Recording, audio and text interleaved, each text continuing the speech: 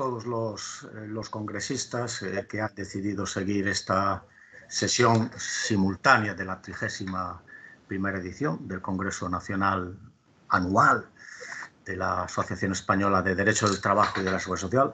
Es un congreso dedicado, como ya saben, dedicado con gran acierto y por la importancia y actualidad de la materia a las reestructuraciones empresariales. La situación sanitaria impide por segundo año consecutivo que podamos tener un congreso presencial, como todos hubiéramos querido. Un congreso presencial nos permitiría un debate más vivo, más ágil, más cercano, y también cumplir con uno de los objetivos importantes de todo congreso, que es el permitir a sus asistentes pues, tomar conocimiento personal, socializar en definitiva. Hacerlo por medios telemáticos se presenta muy difícil, por no decir imposible, para alguien como yo.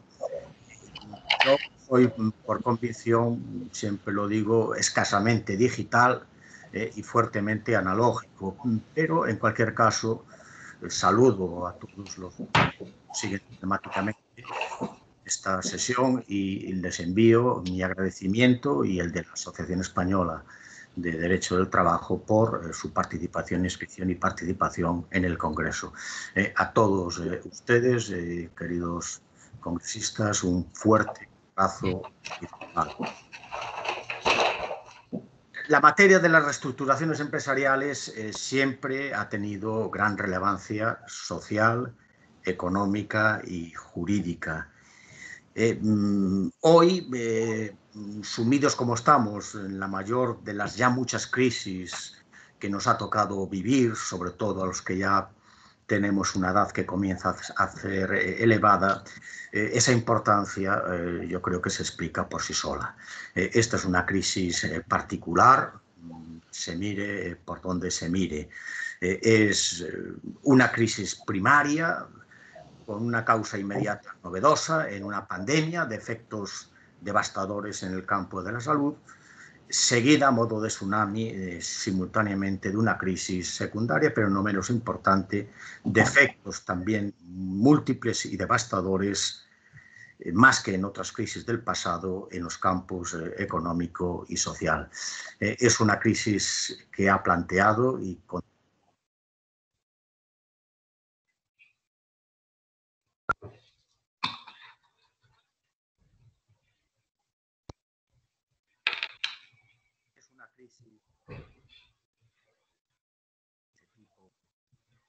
problemas. Vamos.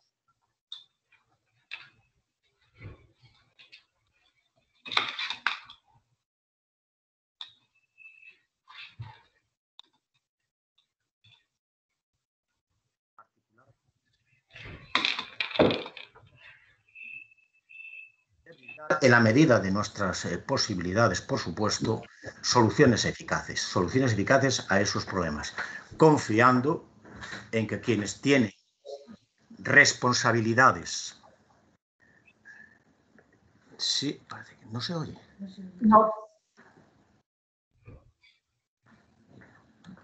Perdón. Sí, lo tengo activado. Sí. Hola Javier, soy Alberto. Se te perdió un instante, pero se te vuelve a escuchar de nuevo correctamente. Perfecto, pues yo aquí tenía siempre conectado. Está entonces. Sí. Decía que esto es una crisis que ha planteado y continúa planteando muchos y graves problemas.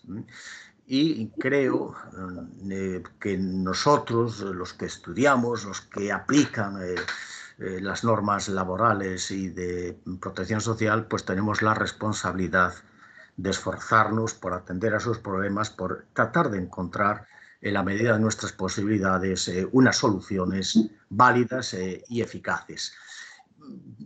Digo esto siempre confiando en que quienes tienen las responsabilidades de gobierno, responsabilidades legislativas y también responsabilidades en la aplicación del derecho, descubran y aprecien la bondad de esas soluciones que podemos brindarles. Bueno, a esa necesidad y a esa responsabilidad a la que acabo de hacer referencia, creo que responde precisamente este Congreso Nacional. Y, por lo tanto, este primer panel dedicado, como saben, a las reestructuraciones no extintivas. Reestructuraciones no extintivas que no son nuevas entre nosotros, tienen ya una larga presencia en nuestro ordenamiento jurídico, sin perjuicio de los cambios introducidos en sus instrumentos por las sucesivas y muchas reformas laborales.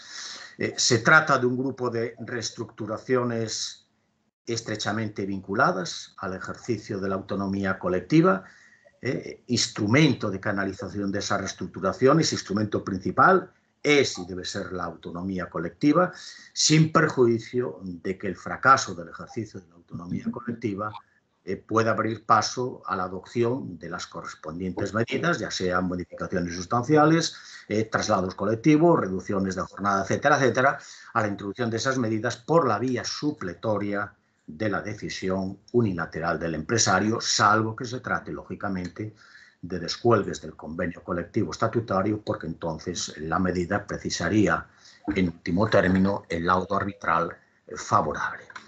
Quede claro, pues, que el acuerdo, fruto del ejercicio de la autonomía colectiva, que es la misma que tutela el artículo 37 de la Constitución y cuya fuerza vinculante, por lo tanto, está obligado a garantizar la ley, ese ejercicio de la autonomía colectiva, ese acuerdo fruto del ejercicio de la autonomía colectiva, digo, es la vía preferente para la puesta en práctica de las medidas de reestructuración no extintiva que aquí vamos a contemplar.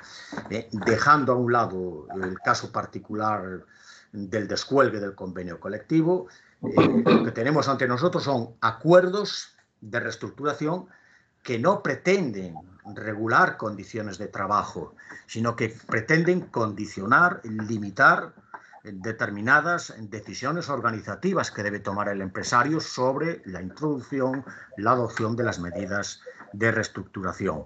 Y yo creo que esto es un elemento fundamental a tener en cuenta a la hora de abordar la naturaleza y la eficacia de este tipo tan particular de acuerdos de empresa.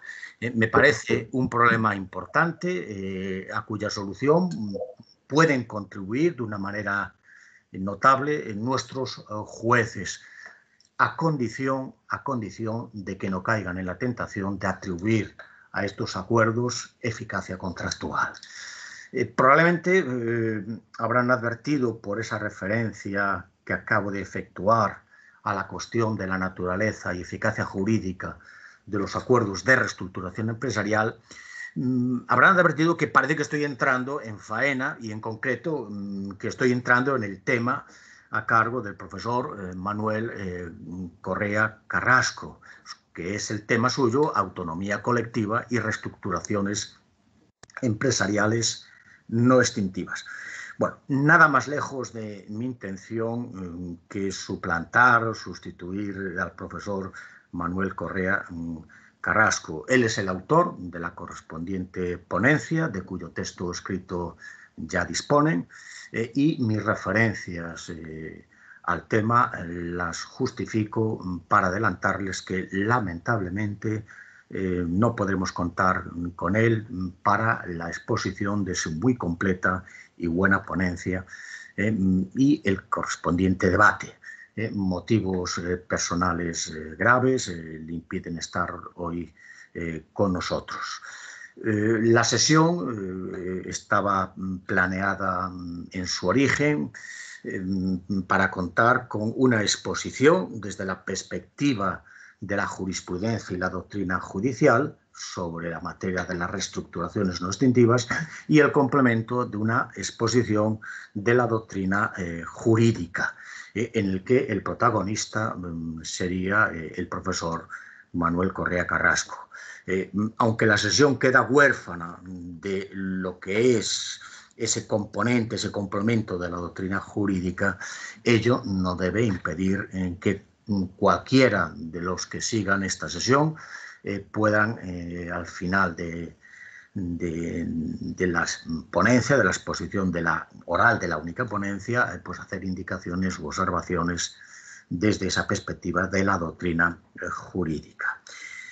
Por lo tanto, la única ponencia que va a ser objeto de exposición en este panel es la presentada y preparada por la magistrada María Luisa Segoviano Astaburuaga.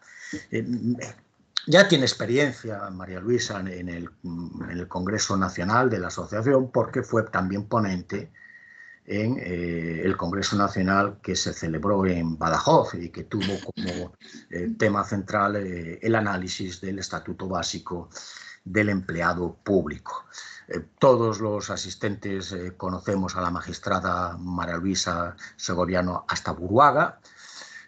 Todos conocemos la amplia dedicación, su amplia dedicación al ejercicio de la función jurisdiccional en el orden social.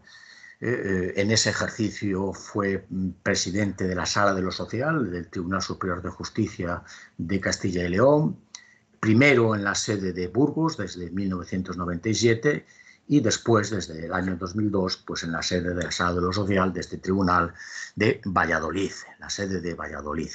Y en el año 2006, María Luisa fue nombrada magistrada de la Sala de lo Social del Tribunal Supremo y desde el pasado año, desde septiembre del pasado año, como saben, es la presidenta, la primera mujer presidenta de la Sala de lo Social del Tribunal Supremo.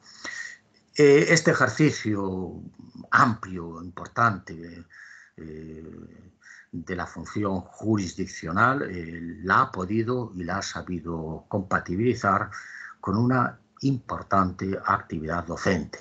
Una actividad docente que ha desarrollado en la que es su alma mater, la Universidad de Valladolid.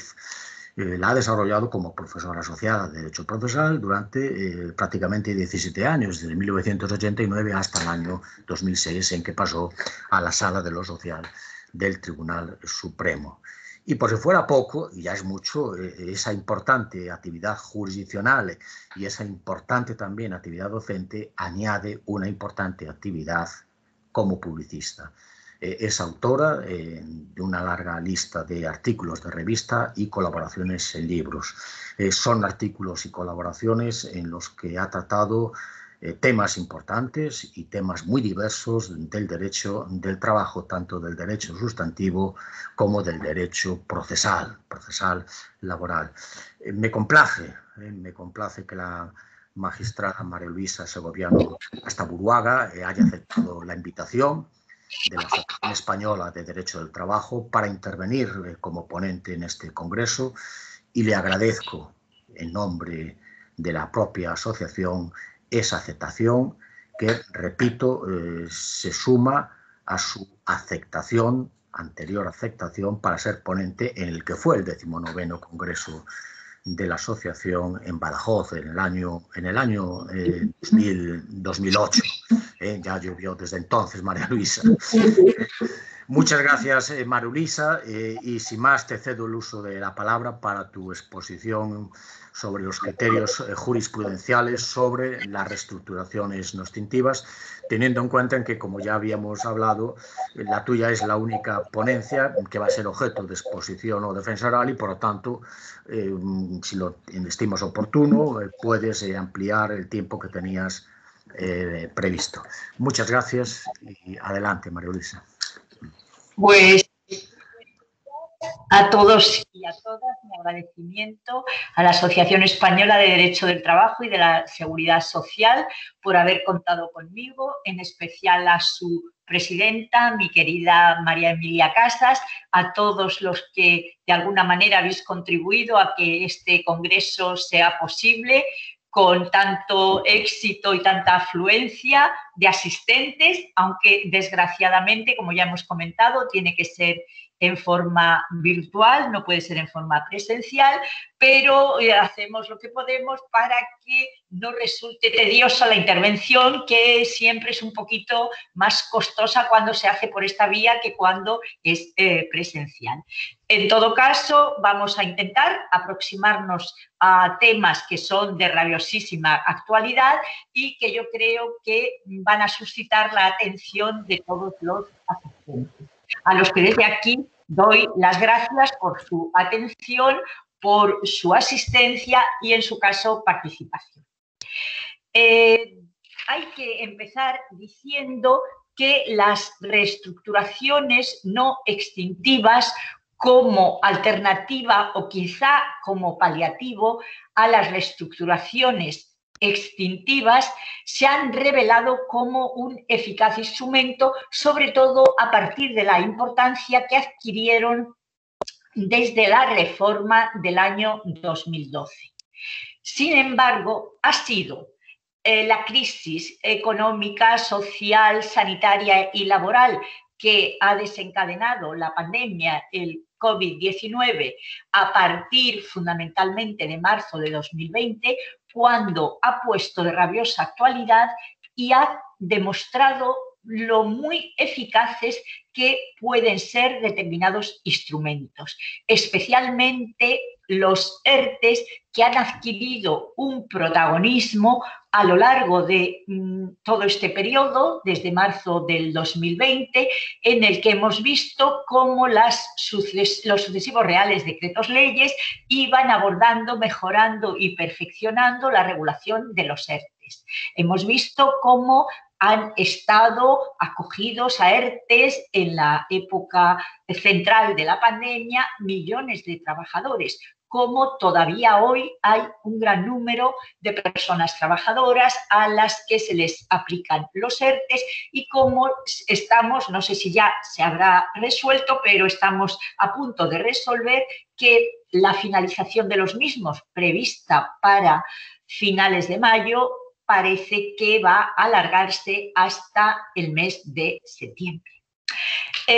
A mí se me ha encargado que aborde los criterios jurisprudenciales que ha adoptado la Sala sobre estas modificaciones o estas reestructuraciones no extintivas y que, como he dicho, se han revelado tan eficaces. Lo que tengo que adelantar es que, si bien tenemos bastantes sentencias en las que se han examinado problemas muy diferentes en relación con estas reestructuraciones no extintivas, es lo cierto que la inmensa mayoría de las resoluciones que voy a comentar no se refieren a las reestructuraciones que han podido adoptarse al hilo de la legislación COVID, son anteriores a ella. Esto es lógico porque hasta que un asunto llega al Tribunal Supremo, en primer lugar tiene que acudir, si son los ERTEs, a la Sala de lo Social del TSJ o de la Audiencia Nacional y luego en casación acude al Tribunal Supremo. Claro, esto lleva un cierto tiempo y, por lo tanto, no son muchos los que han llegado. Y si se trata de otro tipo de medidas, como puede ser una modificación sustancial de condiciones de trabajo, el íter es aún más largo porque empezamos juzgado, luego Tribunal Superior de Justicia y, finalmente, el recurso de casación para unificación de doctrina ante el Tribunal Supremo. Pero yo creo que no va a ser inútil lo que yo comente, las sentencias que yo voy a traer aquí a colación, porque la mayoría de los problemas, yo diría que todos los problemas que abordan, aunque no sea al hilo de la legislación COVID-19, sí que es cierto que son temas que resultan de aplicación a todos los ERTEs, sea cual sea estos, con lo cual yo creo que nos va a resultar de suma utilidad ver exactamente qué se ha planteado y cómo se ha resuelto. El primer asunto que yo tengo, yo creo que además nos va a suscitar a todos una cierta inquietud. Y es un tema que se lleva planteando bastante tiempo, que ya la Sala tiene una doctrina consolidada y que yo voy a exponer y después vamos a ver cómo se tiene que abordar en el seno de un ERTE COVID. La cuestión es, si una empresa está en ERTE, ¿puede pasar a hacer un ERE, puede pasar a hacer un despido colectivo que afecte a esos mismos trabajadores que han estado en situación de ERTE, o eso no es posible? Las sentencias que la Sala ha ido dictando ya desde el año 2015 han incidido en dos cuestiones. Como todo en derecho, no hay respuestas absolutas. La respuesta es posible que los trabajadores que están en ERTE pasen a ser objeto de un despido colectivo siempre que se den una de estas dos circunstancias. Una, que aparezcan causas nuevas y diferentes de las que dieron lugar o justificaron el ERTE, en cuyo caso sí que se puede proceder a iniciar los trámites del despido colectivo, o que las causas que justificaron el ERTE sean de tal gravedad, de tal entidad, que sirvan para justificar el que la empresa tenga que acudir a un despido colectivo. Bueno, hasta aquí creo que está bastante claro, pero estas sentencias, esta jurisprudencia se elaboró cuando no existía la específica regulación de los ERTEs COVID. No olvidemos que aparece su regulación con el Real Decreto Ley 8/2020, y a partir de este Real Decreto Ley aparecen otra serie de Reales Decretos Leyes que van completando y modificando la originaria redacción y regulación de los ERTEs. ¿Qué problema tenemos? Tenemos un problema, yo diría que bastante importante respecto a los ERTEs COVID, en cuanto a la posibilidad de que las personas trabajadoras que hayan estado en un ERTE COVID puedan pasar a ser despedidas, puedan pasar a ser objeto de un despido colectivo, o en su caso un despido plural, o incluso un despido objetivo. ¿Por qué digo esto? Bueno, pues desde el principio de la regulación de los ERTEs COVID, allá en el año 2020, con el Real Decreto Ley 8/2020 de 17 de marzo, la primera de las normas genuinamente laborales que se ocupa de todas estas materias, bueno, pues este Real Decreto Ley tiene una disposición adicional sexta. Y esta disposición adicional sexta lo que dice es que las medidas extraordinarias que se regulan en el Real Decreto Ley estarán sujetas al compromiso de la empresa de mantener el empleo durante el plazo de 6 meses a partir de la reanudación de la actividad. Es decir, que aquí parece que no está permitido que, habiendo un ERTE, pueda la empresa, cuando finaliza el ERTE, o incluso antes de que finalice, realizar un despido colectivo, o un despido objetivo, o un despido plural. Porque se ha dicho, ¿qué se entiende por reanudación de la actividad? Reanudación de la actividad es a partir de que un trabajador ya se reincorpora al trabajo. A partir de aquí empezamos a computar el plazo de 6 meses durante el cual la empresa tiene este compromiso de mantenimiento del empleo. Pero bueno, yo creo que las relaciones laborales son algo más complejas que pueda haber una norma prohibitiva que obligue a un mantenimiento del empleo. Como la regulación, ya digo, que ha sido objeto de sucesivas modificaciones, hubo otras modificaciones que se dieron cuenta que esta tajante obligación que se imponía había que matizarla. Y la matizan diciendo que, bueno, que en todo caso se tendrá en cuenta las peculiares características de la empresa, se tendrá en cuenta si su empleo tiene un alto índice de temporalidad para ajustar esta obligación. Y luego ya se contemplan una serie de supuestos en los que no hay o no se considera que una extinción ha incumplido el compromiso de mantenimiento del empleo. ¿Qué supuestos son estos? Los supuestos son, primero, que haya dimisión del trabajador, que el trabajador se le declare en incapacidad permanente total, absoluta o gran invalidez y deje de trabajar, que el trabajador se jubile. En estos supuestos en los que la causa es del propio trabajador, no se entiende incumplido el compromiso de empleo. También si son trabajadores fijos, discontinuos durante el periodo en el que está la actividad paralizada porque son fechas de no actividad. Entonces, en todos estos periodos, en todas estas situaciones, se entiende que no hay incumplimiento del compromiso de empleo. Pero yo aquí digo, ¿y si se muere el empresario y resulta que se cierra la empresa, el negocio es empresario individual, no tiene continuadores, hay incumplimiento del mantenimiento del compromiso de empleo? Pues hombre, yo creo que no. También el empresario puede jubilarse, puede ser declarado en situación de invalidez y no continuar la actividad, o si es una persona jurídica, que se disuelva la sociedad, que desaparezca la empresa porque se ha disuelto la sociedad anónima que era el empleador. Bueno, pues parece que en estos supuestos, aunque expresamente no lo haya dicho la norma, también se entiende que no hay incumplimiento de este compromiso de actividad. Por supuesto, tampoco lo hay cuando se trata de contratos temporales y se realiza la obra o servicio para la que se realizó el contrato, o se cumple el plazo o el término fijado para el mismo, o resulta imposible la prestación.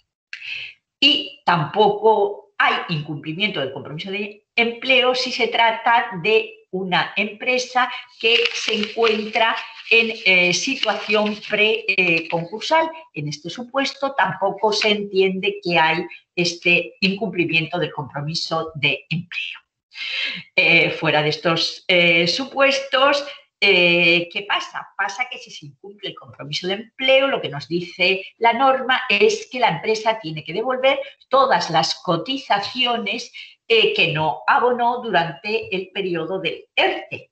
Todas estas cotizaciones que no abonó tiene que devolverlas. Hay que decir que además, aunque en un principio la exoneración de cuotas solo era para los ERTEs FM, fuerza mayor, a partir de junio del 2020 es para los ERTEs ETOP, causas económicas, técnicas, organizativas o de producción. Si el empresario se ha exonerado e incumple el compromiso de empleo, tiene que devolver estas cuotas. Y luego ya aquí tenemos la pregunta del millón. Pero aparte de devolver las cuotas, si el empresario despide, bien despido colectivo, bien despido objetivo, bien despido plural, ¿qué pasa con ese despido? Ese despido es nulo, ese despido es improcedente. Si hay causas justas, el despido es procedente. ¿Qué calificación merece este despido? Yo no puedo adelantar la solución porque todavía no se nos ha planteado. Yo lo que sí que puedo es comentar sentencias que hemos dictado en otros asuntos en los que se ha planteado la calificación de un despido realizado cuando previamente había habido una suspensión de contratos, había habido un ERTE. Bueno, pues aquí hay dos sentencias que dicen que si ha habido previamente un ERTE y la empresa se comprometió a que no habría despidos colectivos tras el ERTE y hay despidos colectivos, estos despidos colectivos son nulos, porque se dice que la empresa ha vulnerado la buena fe, ya que ha incumplido aquello que prometió o aquello a lo que se comprometió con los trabajadores. No sé si podría aplicarse esto exactamente al supuesto de que la empresa incumpliera su compromiso de mantenimiento del empleo después de un ERTE, porque claro, los supuestos en los que nosotros hemos resuelto era la empresa la que voluntariamente aceptó que no iba a haber despidos. pero aquí no es la empresa voluntariamente la que lo ha aceptado o se ha comprometido a que no haya despido, sino que ha sido una norma que ha impuesto a la empresa la obligación de salvaguarda de empleo. Lo dejo ahí, ya lo reflexionaremos o quizás, si queréis, podamos debatir sobre ello cuando llegue el momento del coloquio, pero creo que es una cuestión que tiene una gran importancia. Por eso es por lo que al principio he dicho, muchos de los problemas que hemos resuelto al hilo de la legislación no COVID nos van a ser de suma utilidad o debemos tenerlos presentes cuando abordemos la problemática que pueda plantearse con la nueva regulación. Otra cuestión que también es muy importante es la tramitación. La tramitación, porque muchas veces cuando una empresa está tramitando un despido colectivo, en la fase de negociaciones resulta que además del despido colectivo se sugieren por los trabajadores y acepta la empresa medidas paliativas del despido como estamos contemplando ahora, suspensiones de contrato, reducciones de jornada, modificaciones sustanciales de condiciones de trabajo, etcétera, etcétera. Entonces se plantea, la empresa tiene que hacer 3 expedientes, uno de despido, otro de modificación sustancial y otro de suspensión de contratos, o basta con que haga un expediente.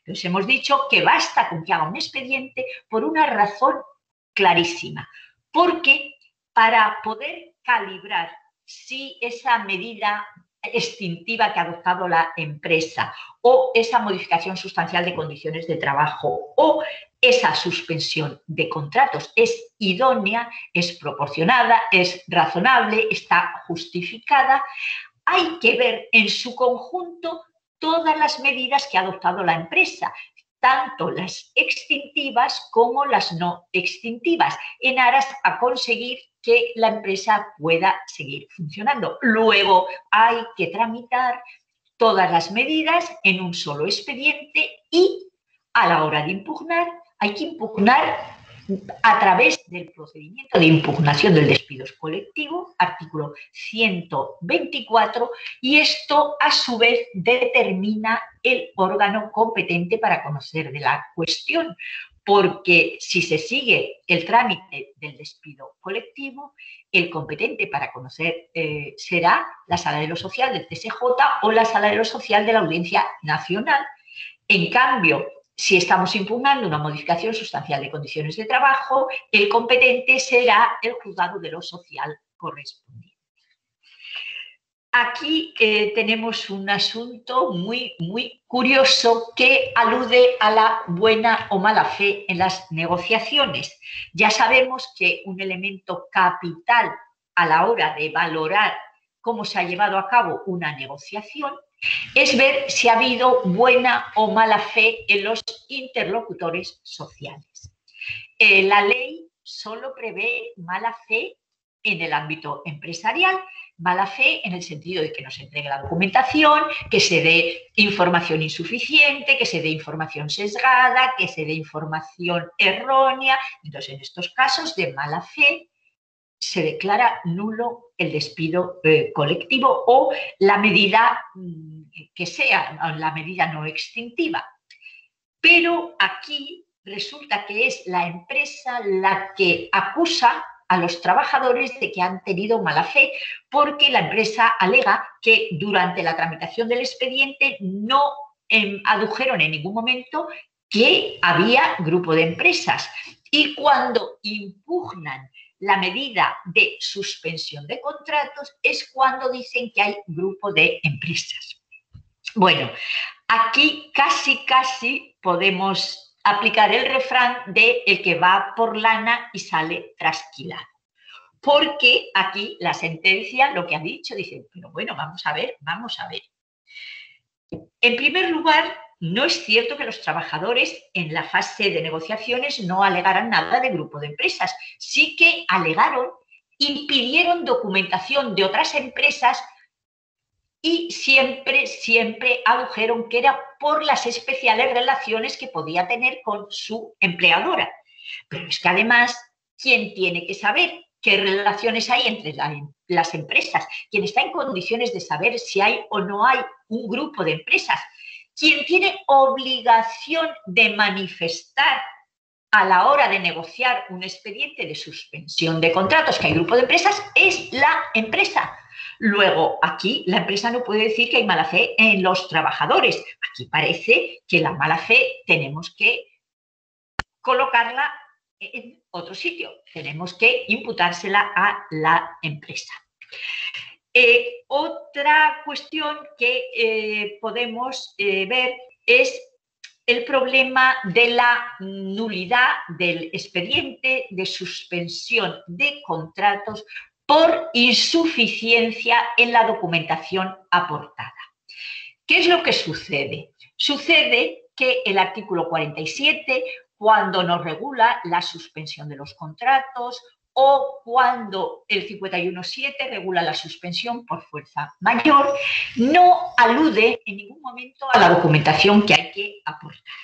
En este asunto que tengo aquí encima de la mesa, los trabajadores alegaron que la empresa no había aportado la documentación que la habían requerido, que eran las cuentas correspondientes al primer trimestre del año, porque la modificación, la suspensión, se había llevado a cabo nada más terminar el primer trimestre del año. Entonces, aquí la empresa dice, vayan al registro mercantil que allí tengo depositadas las cuentas. Yo no tengo por qué aportar cuentas. Bueno, aquí, ¿qué es lo que dice la sentencia? La sentencia dice, vamos a ver, es cierto que el 47 no dice qué documentos hay que aportar, pero tenemos en primer lugar el artículo 18 del Real Decreto 1483/2012 remite al artículo 4 de dicho Real Decreto.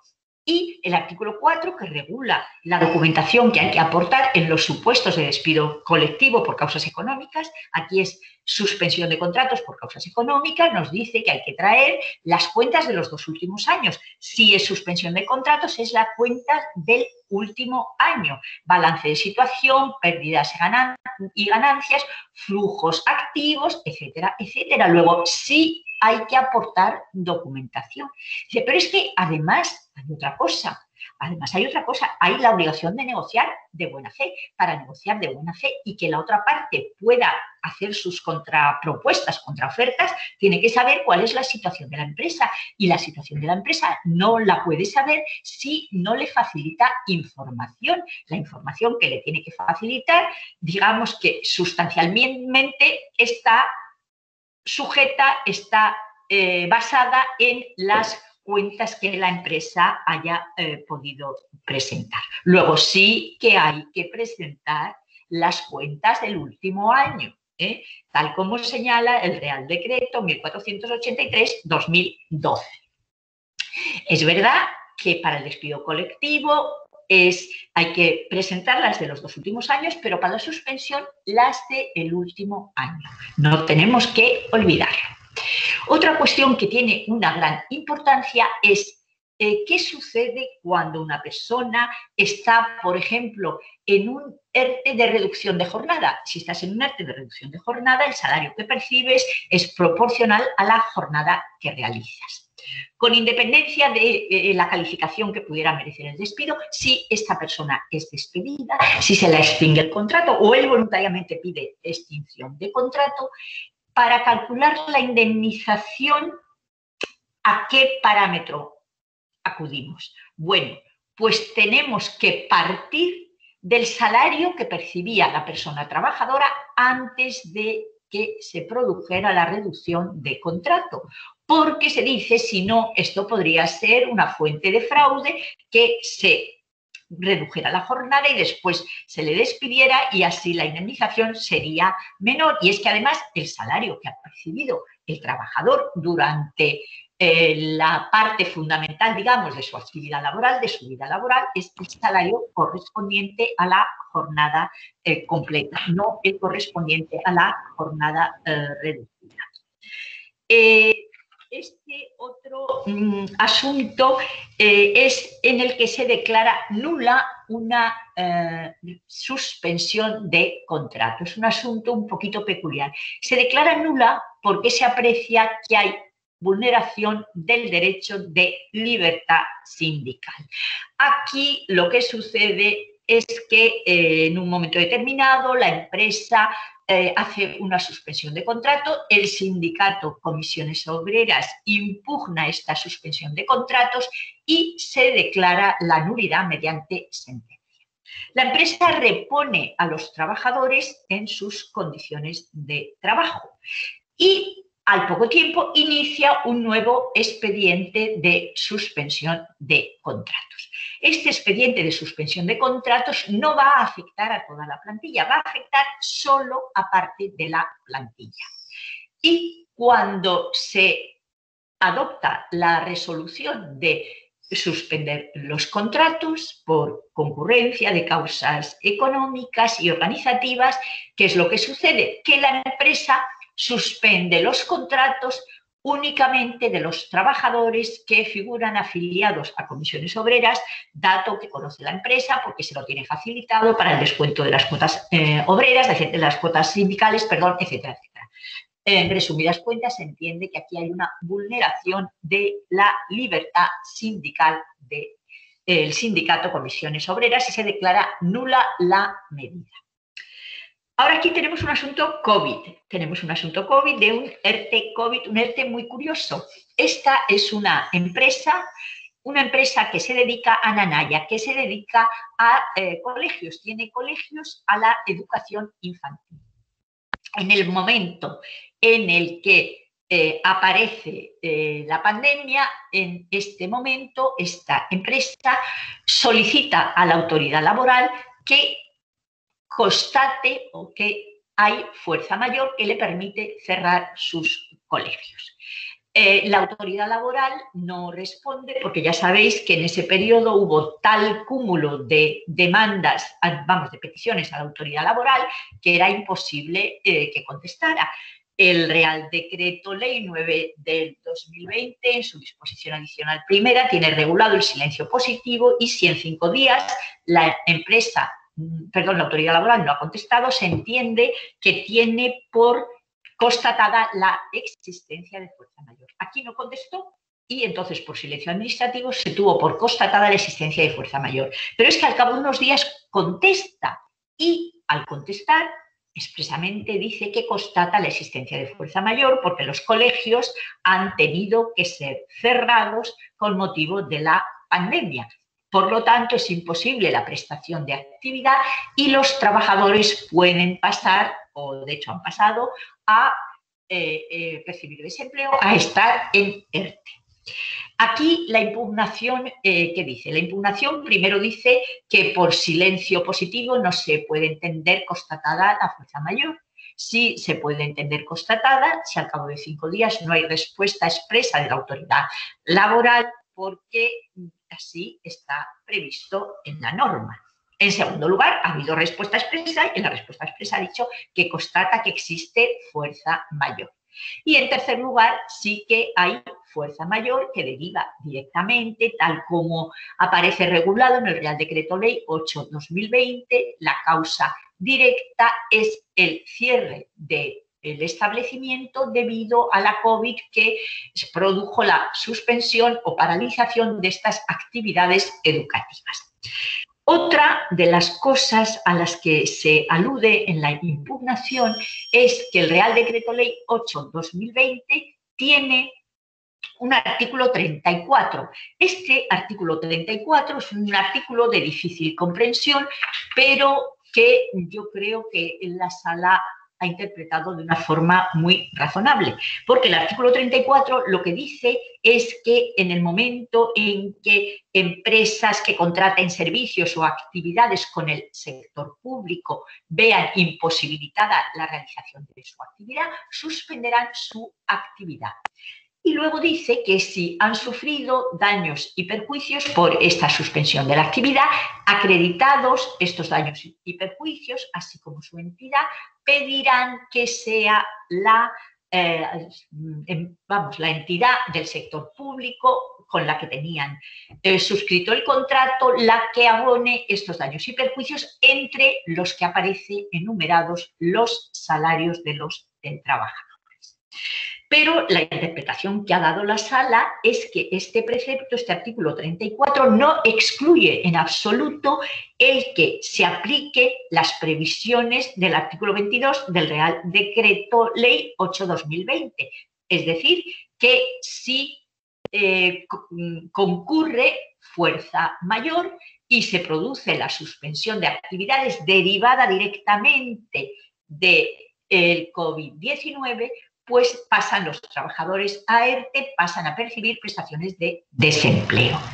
Aquí, además, los ayuntamientos de las distintas localidades donde había estas escuelas de educación infantil acordaron expresamente que se cerraran los colegios, es decir, que estas escuelas, la empresa titular de estas escuelas no tenía otro remedio que cerrarlas. Aquí lo que hemos entendido es que es perfectamente compatible la regulación del artículo 22, la situación de ERTES, con que si en el caso lo que interpretamos es que este precepto está previsto para aquellas situaciones en que no hay a lo mejor una cierre total de actividades. Pensábamos, por ejemplo, en un colegio en el que tenga que permanecer un vigilante de seguridad al que el colegio tiene que abonarle sus salarios. Entonces pensamos, si se ha suspendido totalmente la actividad de estos servicios contratados con una entidad del sector público, puede haber estos daños y perjuicios que en su caso podrían reclamarse a esta entidad pública y podrían ser indemnizados. Pero, por supuesto, esto no impide que los trabajadores cuya actividad se suspende pasen al ERTE y pasen a percibir las prestaciones de desempleo correspondientes. Tenemos aquí otro de COVID también. Esta también es una empresa que contrata con la Administración. Esta es una empresa que contrata la realización de obra civil con la Generalitat de Cataluña. Esta empresa, en un principio, cuando aparece la pandemia, pues lo que hace es que inicia la tramitación de un ERTE-ETOP por causas económicas, técnicas, organizativas y de producción. Cuando lo está tramitando, se da cuenta de que la Generalitat ha acordado suspender toda la obra, la realización de la obra que tenía con esta empresa. Dice, hombre, por el COVID. Dice, hombre, es que esta suspensión es por fuerza mayor. Trae su causa directa en la paralización de las actividades debida al COVID y, por lo tanto, esto puede ser un ERTE que se ampare en fuerza mayor. Se dirige a la autoridad laboral, solicita que constate la existencia de fuerza mayor y pasa a ERTE a todos sus trabajadores, al 100% de la plantilla, si bien comunica que a medida que se vaya reiniciando la actividad, a los trabajadores en ERTE irá reascribiéndoles o, destinándoles a que continúen la realización de la actividad. Y aquí, al impugnar, lo que alegan los impugnantes es que ha habido un exceso, que es desproporcionado el suspender la actividad de toda la plantilla y que solo había que haber suspendido parte de la plantilla. Nos planteamos aquí la difícil cuestión del control judicial de la decisión empresarial. Y aquí sacamos a pasear una sentencia que en su día pues, tuvo bastante repercusión porque fue de las primeras que se dictaban en la materia y no sé si os acordaréis, pero fue una sentencia muy comentada que era respecto a Cortefiel, que esto era modificado las condiciones de trabajo porque los incentivos que pagaban sus trabajadores por ventas pues se empezaban a computar de una manera diferente porque la empresa ya tenía menos beneficios, etcétera, etcétera. Bueno, era hasta donde llegaba el control judicial de esa decisión que tomaba el empresario, porque la empresa lo que decía es que la empresa tiene la libertad de empresa y puede tomar las decisiones que sean más adecuadas para la gestión de su actividad. Entonces aquí lo que se dijo es que efectivamente el control que se realiza por parte de los órganos judiciales no es un control de oportunidad. Al órgano judicial no le corresponde decidir si la resolución que ha adoptado el empresario es la idónea, es la más adecuada, es la óptima. No, hasta aquí no llega el control judicial, dice, porque de ninguna manera jueces y tribunales pueden llegar a ser los gerentes de las actividades laborales, de las actividades empresariales. No, no. Pero sí que tiene que haber un control que abarca dos aspectos. Primer aspecto, concurren las causas que ha alegado la empresa para adoptar esa medida. Tenemos causas económicas, técnicas, organizativas o de producción, la que haya alegado o las que haya alegado. ¿Concurren? Bien. Una vez que se controla que concurren las causas, el segundo paso o la segunda fase de control ¿es adecuada la medida que ha tomado la empresa teniendo en cuenta la causa o la gravedad o la importancia de la causa alegada? Es decir, si una empresa alega que tiene unas pérdidas de un 5%, no parece que sea proporcionado que suspenda la jornada del 100% de su plantilla. No parece proporcionado. Entonces, es un poco el sentido en el que se orienta el control empresarial. Y aquí también se dice que la sentencia del Tribunal Constitucional, que examinó la reforma del año 2012, para ver si la misma o determinados preceptos que se impugnaron, si la misma era contraria o no a la Constitución, a la tutela judicial, dijo que siempre que todas estas medidas, las de flexibilidad interna, estuvieran, que era a lo que se refería, estuvieran sometidas a un control judicial, era constitucional el que se pudieran adoptar estas medidas de flexibilidad interna. Luego, sí que tiene que haber un control judicial acerca de concurrencia de las causas y adecuación de la medida adoptada respecto a las causas que se han alegado. En este supuesto concreto se dijo que efectivamente estaba constatado que había habido una paralización total de las actividades de obra civil que realizaba esta empresa, por lo tanto era adecuado que se suspendieran los contratos del 100% de la plantilla, sin perjuicio de que según fuera reanudándose las obras, se fueran reenganchando los trabajadores que tenían el contrato suspendido. Y ahora aquí tenemos unos temas típicamente procesales. Uno de ellos es el tema de la caducidad. ¿Qué plazo tenemos para impugnar una medida de un ERTE? ¿Durante qué plazo se puede impugnar? Bueno, pues aquí el plazo es de caducidad y es de 20 días. Y estos 20 días comienzan a contar, como era con acuerdo, a partir del momento en el que se ha suscrito este acuerdo. Está bastante claro regulado en la norma, con lo cual no ha suscitado muchos problemas.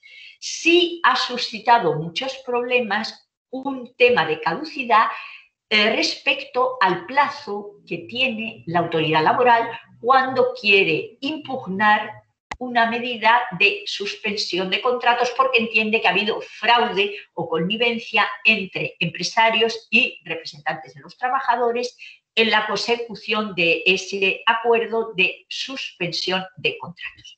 Y aquí sucede algo verdaderamente sorprendente. Yo me acuerdo que nos volvíamos locos y nos decíamos unos a otros, los componentes de la sala, oye, mira tú bien la ley porque yo no encuentro por ningún lado que esté previsto qué plazo tiene la autoridad laboral para impugnar el acuerdo de modificación sustancial de condiciones de trabajo o la decisión empresarial. Yo no veo en ningún sitio, mira que la regulación es larga, los artículos son largos, tienen previstas muchísimas cosas. Bueno, pues no está previsto de forma concreta el plazo que la autoridad laboral tiene para impugnar esta medida. Quizá confiándose en que no tenía una previsión especial, pues decidió la autoridad laboral que tenía todo el plazo del mundo.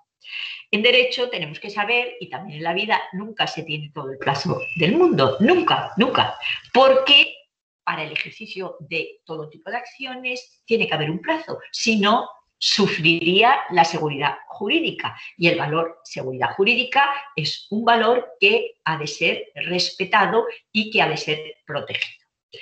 ¿Qué es lo que concluimos en este asunto? Después, ya digo, de mirar la ley por arriba, por abajo, y por la derecha y por la izquierda y no encontrar nada que de forma concreta, ninguna disposición, estableciera plazo de la autoridad laboral para impugnar acuerdos. Aquí era un acuerdo logrado en una suspensión de contrato. Y finalmente se dijo que, como el plazo que establecía la ley era de 20 días para la impugnación por los representantes de los trabajadores, para la impugnación por el trabajador individual, no era razonable pensar que la autoridad laboral podía gozar de un plazo diferente.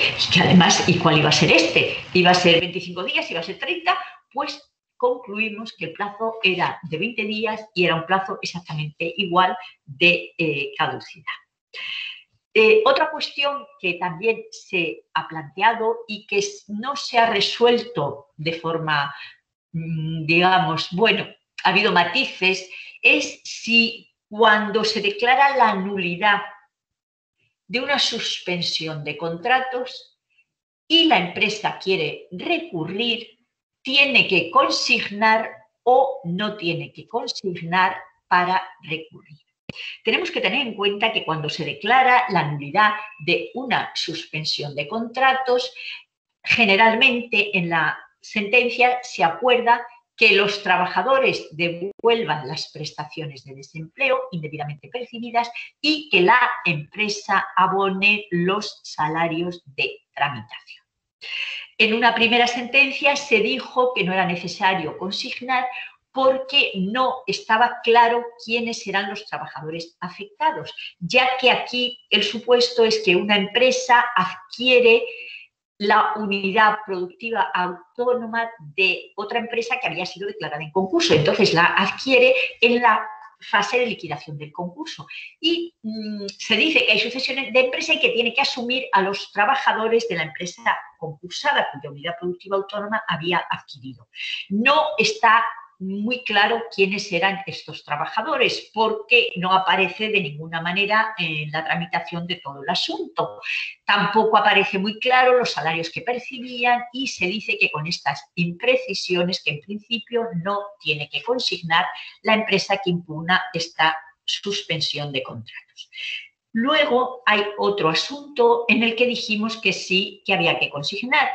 ¿Y por qué dijimos que sí que había que consignar? Bueno, pues porque aquí estaba muy clarito, aquí no era sucesión de empresas, aquí era la empresa que siempre había sido la empresaria, la empleadora de estos trabajadores. Era ella la que había suspendido los contratos y era a ella a la que se había condenado a pagar salarios de tramitación. Entonces se dice que tiene que pagar los salarios y que, por tanto, como sabe quiénes son los trabajadores afectados, sabe qué salarios percibían, sabe durante qué tiempo concreto han estado en ERTE, pues sí que tiene que consignar los salarios para poder recurrir.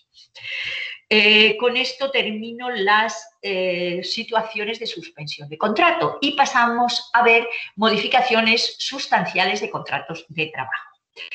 ¿Qué nos pasa con las modificaciones sustanciales de contratos de trabajo? Bueno, pues lo que nos pasa es que primero lo que tenemos que saber es si son sustanciales o no son sustanciales. Y una vez decidido esto, continuamos con las restantes cuestiones. Entonces, yo aquí tengo unos cuantos asuntos en los que se ha dicho que la modificación no era sustancial. Parece que si se refiere a alguna de las modificaciones que el artículo 41 enumera, como puede ser la jornada de trabajo, como puede ser el horario y la distribución del tiempo de trabajo, como puede ser el régimen de trabajo a turnos, el sistema de remuneración y cuantía salarial, trabajo y rendimiento o funciones. Si se refiere a esto y tiene suficiente entidad, pues sí que es sustancial. Yo recuerdo una sentencia en la que decía, no, una modificación sustancial es aquella que se refiere a elementos o a una cuestión no baladí. Bueno, ¿y qué es no baladí? Volvemos a lo mismo. Bueno, parece que se afecta a elementos esenciales del contrato de trabajo, pero no solo a elementos esenciales, sino que los afecta de una forma importante, porque si afecta al salario y lo que afecta al salario a lo mejor es €1, pues quizá, aunque afecta al salario, quizá no tendríamos que considerar que es una modificación sustancial del contrato de trabajo. Bueno, yo creo que como lo mejor es ver los ejemplos, yo ahora voy a ver qué asuntos se han considerado no modificación sustancial. Este es uno en el que es la empresa Siemens que modifica la forma de retribuir o de reembolsar, perdón, los gastos por desplazamientos, dietas, etcétera, que en un principio los abonaba el trabajador y luego la empresa se los reembolsaba cuando justificara en un plazo de 10 días el gasto. Luego cambia y ahora, como todo es con tarjeta, pues a una tarjeta a sus trabajadores tienen que pagar los gastos con esta tarjeta y una vez que se acredita se reembolsa el gasto a la tarjeta. Se entendió que ningún perjuicio causaba y que por lo tanto no era modificación sustancial de condiciones de trabajo. Esta otra es un poquito más sofisticada. Es la empresa Panrico. La empresa Panrico tiene sede en el centro de trabajo en varias provincias y cada uno de ellos tenía un convenio colectivo y además unos convenios colectivos estaban en ultraactividad y bueno, como hay una situación un poco confusa, lo que se intenta es hacer un convenio único para toda la empresa. Se empieza a negociar el convenio y como es bastante complejo, pues no se termina de llegar a un acuerdo y lo que hace Comisiones Obreras es que pacta con los trabajadores, pacta con la empresa el modificar un acuerdo parcial. Entonces aquí se dice, no, aquí no hay una modificación sustancial de condiciones de trabajo. Aquí ha habido un acuerdo parcial de carácter estatutario que afecta a unos determinados trabajadores. No es modificación sustancial. Este otro también se ha entendido que no es modificación sustancial. Se declaró nulo el despido de la empresa Zardoya, y la obligación de la empresa de readmitir en el mismo puesto de trabajo. Pero como el centro de trabajo donde se había declarado nulo el despido, que había sido en un día, está cerrado, la empresa no les puede readmitir en un día y les readmite en otro centro de trabajo que dista unos pocos kilómetros, 15, 20 kilómetros, y que no supone que tengan que cambiar de domicilio. Entonces aquí se dice que no hay una modificación sustancial de condiciones de trabajo, sino que la empresa ha hecho un intento, que no hay mala fe, un intento de recolocación de sus trabajadores de la mejor manera posible. En cambio, aquí sí se entiende que hay modificación sustancial de condiciones de trabajo porque son las retribuciones variables. La empresa las cambia y resulta con este cambio que hace fijando unos incentivos diferentes a los que había fijado antes, resultan muy, muy perjudicados los trabajadores y se entiende que la modificación sí que es sustancial.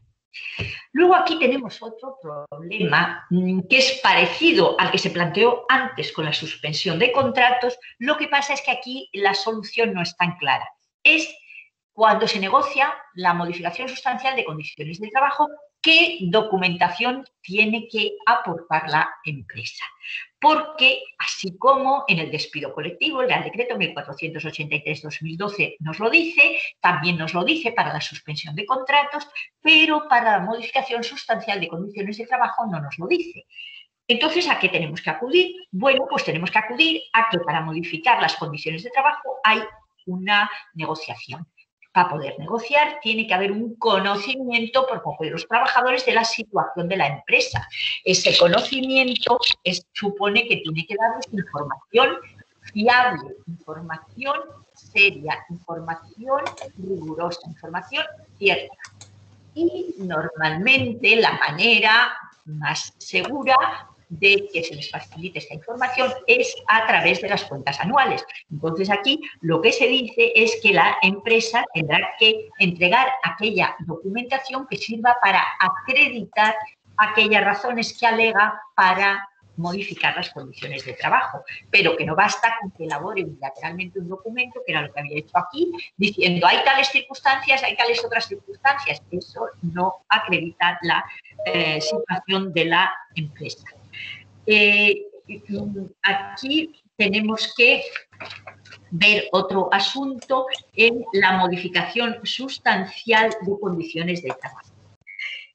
La modificación sustancial de condiciones de trabajo puede ser individual o puede ser colectiva, dependiendo del número de trabajadores a los que afecte.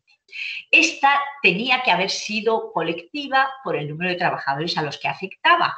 Y la empresa sí lo entendió y empezó negociando con la representación de los trabajadores. Pero como no logró un acuerdo, lo que hizo fue lo que se hace en muchas ocasiones y que está muy, muy mal hecho, que es firmar acuerdos individuales con cada trabajador, estos denominados acuerdos masa, por la que los trabajadores aceptan las condiciones, la modificación de condiciones que la empresa propone.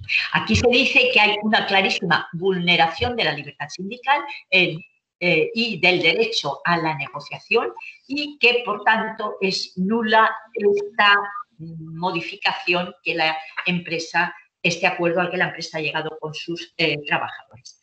En este otro caso, se plantea una cuestión singular.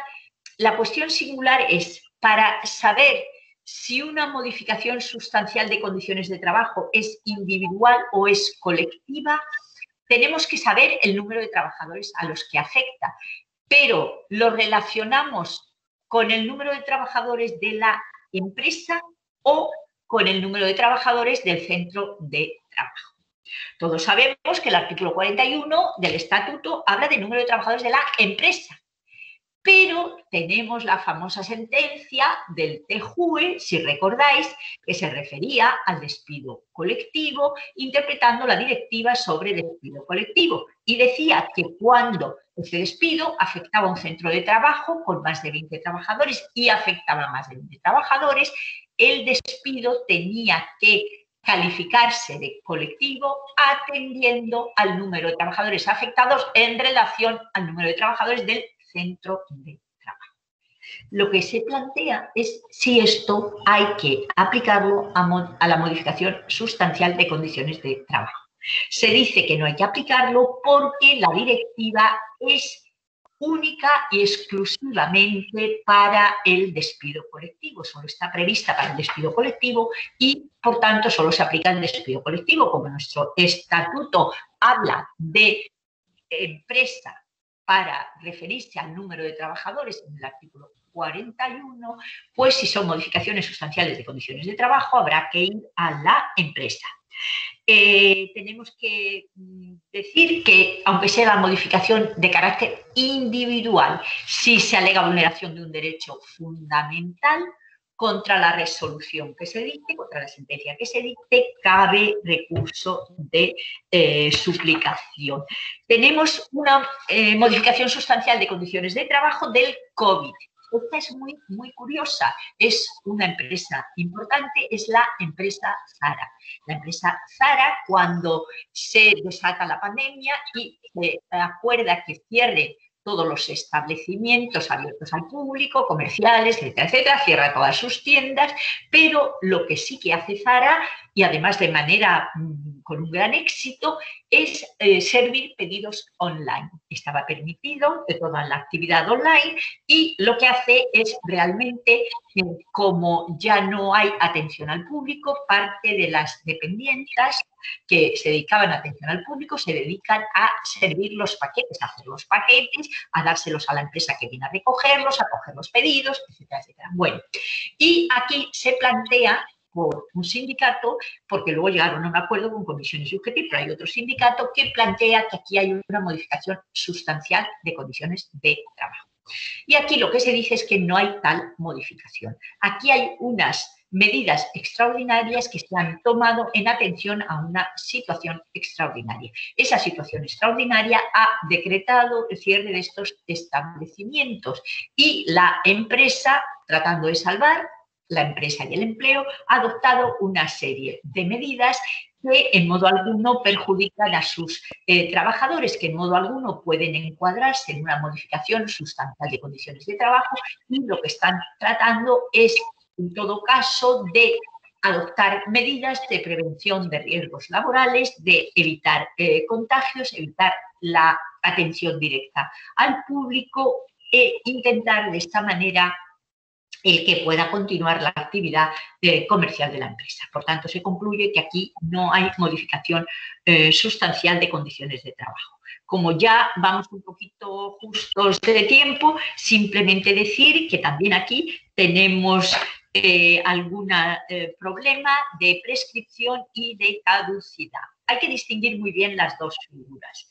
¿Cuándo hay caducidad? Hay caducidad si la empresa ha notificado a los representantes de los trabajadores o a los trabajadores afectados que va a proceder a determinadas modificaciones sustanciales. Entonces aquí, si se lo notifica por escrito, como lo dice la norma, hay 20 días para impugnar y el plazo es caducidad.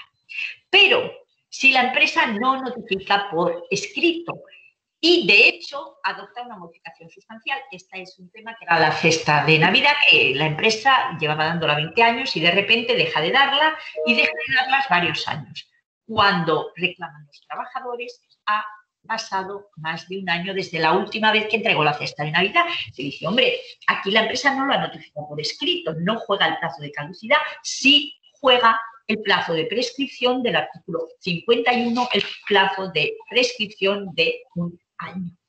En cuanto a la movilidad geográfica, hay que distinguir la movilidad del traslado, hay que distinguir el traslado, que es movilidad geográfica, de los desplazamientos, que no se computan a efectos de si la movilidad es individual o si es colectiva, y también aquí tenemos estos plazos para impugnar la movilidad acordada por la empresa. Como yo creo que ya casi hemos agotado el tiempo, dando las gracias de nuevo a los asistentes, quedo a vuestra disposición para las preguntas, observaciones, manifestaciones que queráis realizar. Muchas gracias. Muchas gracias a ti, María Luisa, por esa completísima y clara exposición de una materia difícil y que no es de fácil síntesis, de una síntesis tan buena como aquella que has realizado pasando revista a casos relevantes, a muchos casos relevantes, todos ellos, de los que ha conocido la sala que ahora presides, la sala de los del Tribunal Supremo. Son casos, claro, anteriores muchos, la mayoría a COVID, a normativa COVID, pero como tú has puesto de relieve, son también utilizables, se pueden seguir utilizando, sobre todo esto que has referido últimamente sobre las modificaciones sustanciales de suspensión, a la situación que vivimos, situación normativa que vivimos actualmente. De todo lo que ha sido mucho, lo que más que has expuesto, y sin perjuicio del debate que ahora vamos a iniciar, a mí hay una cosa que me ha llamado casi al final de tu intervención, el asunto Zara. El asunto Zara porque pone el dedo en la llaga en algo que yo echo de menos en nuestro ordenamiento jurídico, un escalón intermedio claro entre lo que es la modificación sustancial y lo que es simplemente el ejercicio del puro poder de dirección ordinario del empresario, especificación de la prestación de trabajo debida. Esto que ha ocurrido en Zara yo lo califico en lo que algunos dicen poder de dirección extraordinario o ius variandi.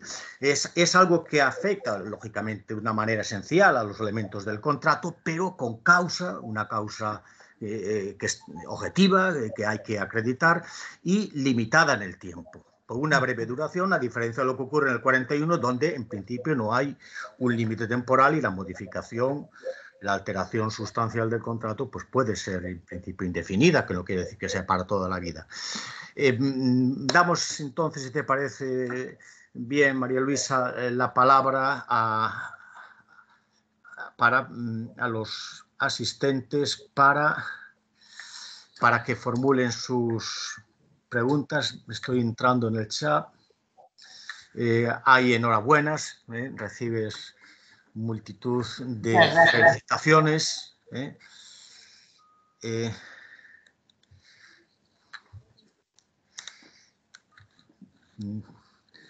Todos son, yo creo que hemos quedado todos tan... No hay discrepancias. No hay discrepancias. Por una vez. Se admiten críticas a las sentencias, por supuesto que sí. Por una vez, porque es difícil. Veo que todos son magnífica ponencia, muy ordenadas, muy sistemática. Animo a los que han sido muchos, casi 130 los que nos han seguido y nos están siguiendo en la sesión. Les animo a hacer algunas intervenciones o sugerencias, salvo que todos lo tengamos claro. Yo, por supuesto que no lo tengo claro. Sí, ha levantado la mano. Perdón. A ver.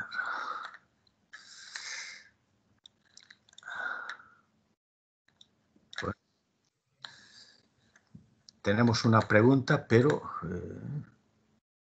Yo, Javier, si no hay nadie. Ay, sí, María Emilia. No, tenía una mano levantada, pero no la localizo ahora. María Emilia, adelante, por favor. Sí. Bueno, yo quería felicitar a la ponente, darle las gracias. Ha hecho una magnífica intervención.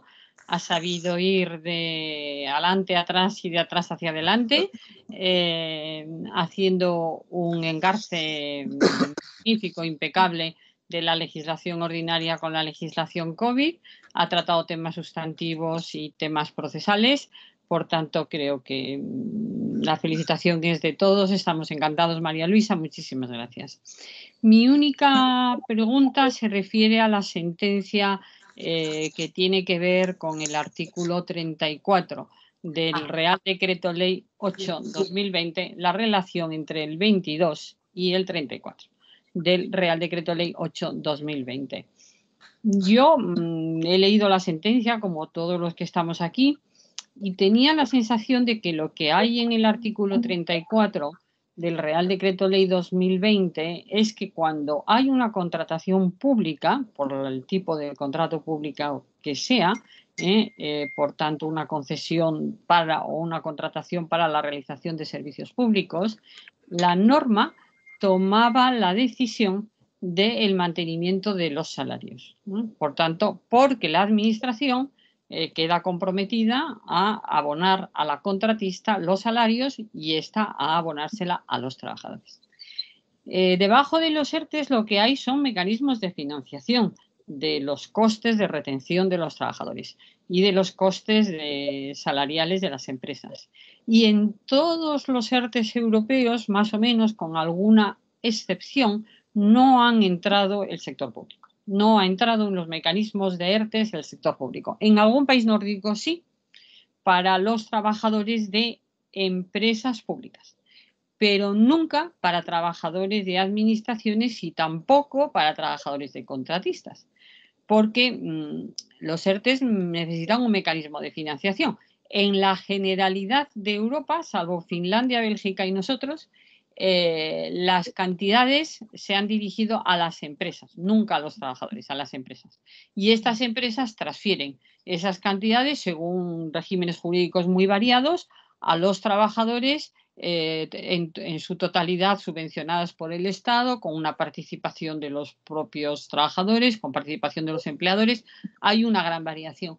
Pero si el Real Decreto Ley 8/2020 hubiera hecho, que no lo sé, la apuesta de financiar el sector público, los contratistas públicos, con el mantenimiento de los salarios por parte de las administraciones, para no cargar eso a las prestaciones de desempleo, para no cargar ese coste a las prestaciones de desempleo, ¿qué sentido tiene aplicar un ERTE a trabajadores de contratistas públicos que la norma de emergencia dice vamos a garantizar los salarios de estos trabajadores cuando lo que hace el ERTE es garantizar los salarios?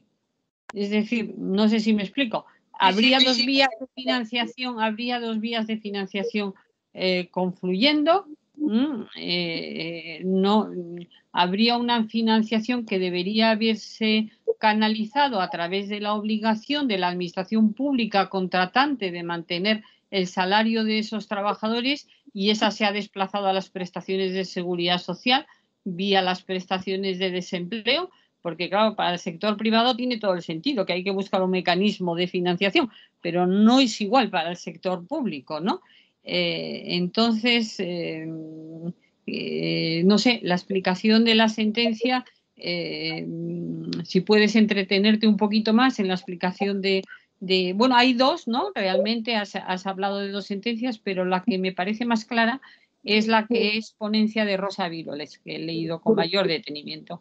Sí, la otra no abordaba esta cuestión. La cuestión, los trabajadores no discutían que tuvieran que estar en ERTE, en la otra ponencia, en la que tenían contratas con la Generalitat, solo decían que eran muchos los afectados y que no tenían que ser tantos. Pero en esta sí, exactamente lo que se aborda es eso, y el artículo que se denuncia como infringido precisamente es el 34 del Real Decreto Ley 8 del 2020. Pero aquí lo que se entendió es que este artículo no excluía la aplicación del ERTE, que esto solo era pues para algún supuesto, se decía algún supuesto un poco especial, que no haya a lo mejor una total suspensión de actividades de una empresa privada que contrata con el sector público, sino que en el supuesto del colegio, poníamos el ejemplo cuando estábamos deliberándonos, en el supuesto del colegio, que el colegio efectivamente suspenda toda su actividad, pero que tenga que mantener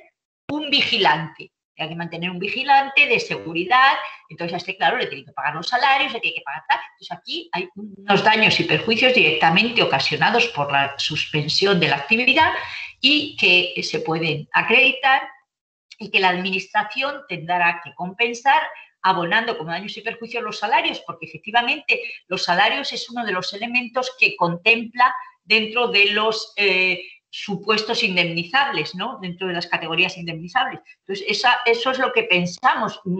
Realmente nos parecía que era un poco oscura la regulación, que no parecía que claramente se excluyera el ERTE. Por otro lado, tampoco la autoridad laboral había informado en el sentido de que no se constataba fuerza mayor porque era administración pública.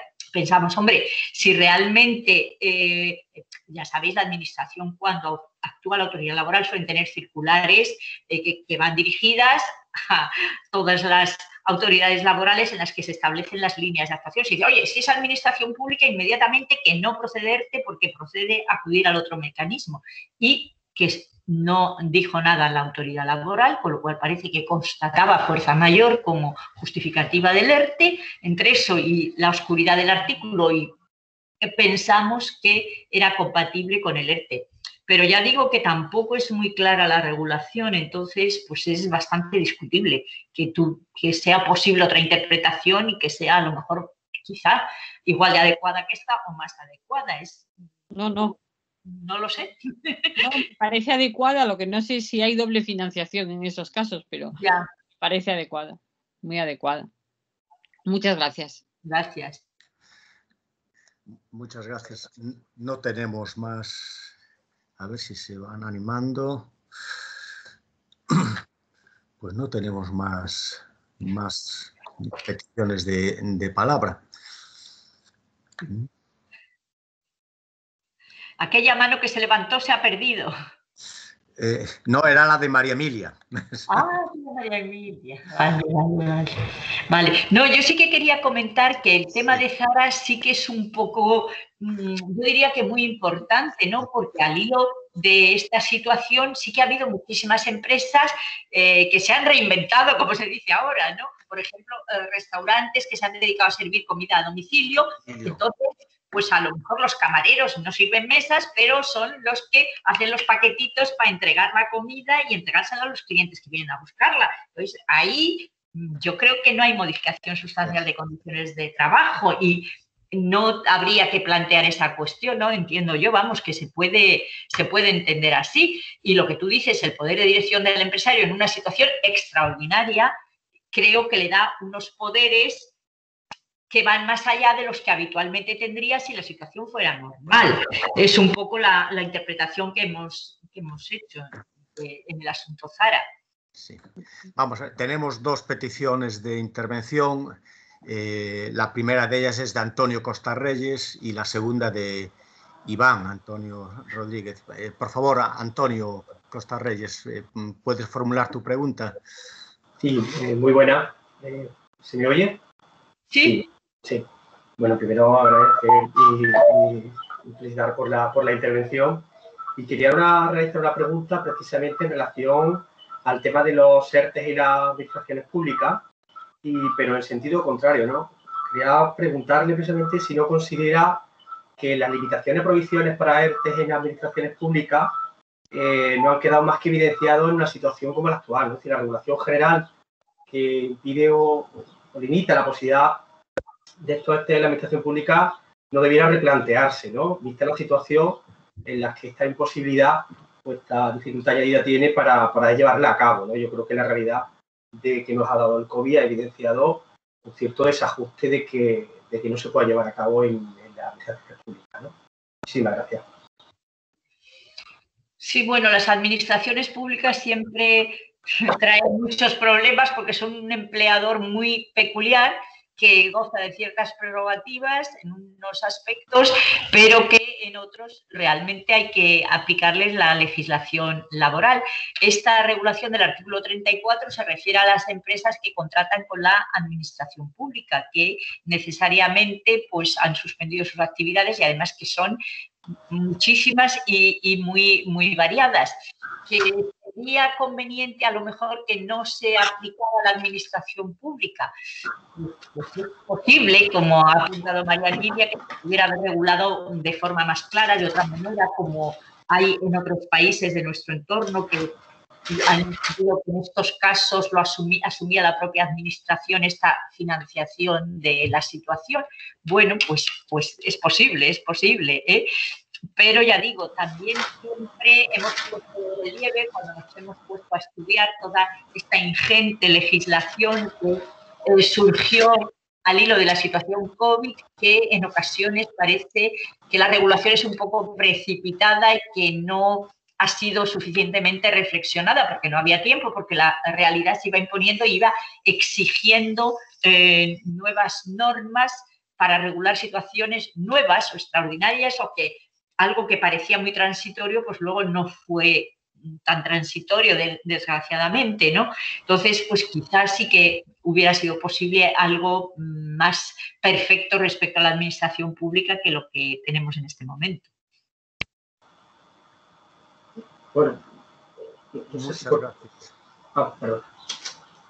Sí, Antonio, no sé si quieres añadir algo más. No, es que no sé si me explico. Mira, lo contrario, ¿no? Si la disposición adicional 17ª y las limitaciones que plantea, yo lo que quería preguntar es si no considera que esa disposición adicional y esa nueva aplicación del artículo 47 debe superarse, ¿no? Y vista la realidad, no sé qué opina usted, si vista la realidad, realmente ha supuesto a veces más un problema, ¿no? Esta regulación ordinaria de la disposición adicional 17ª del Estatuto, lo que me quería referir, más que en la regulación de excepción y que ahí comparto lo que la se ha ido señalando.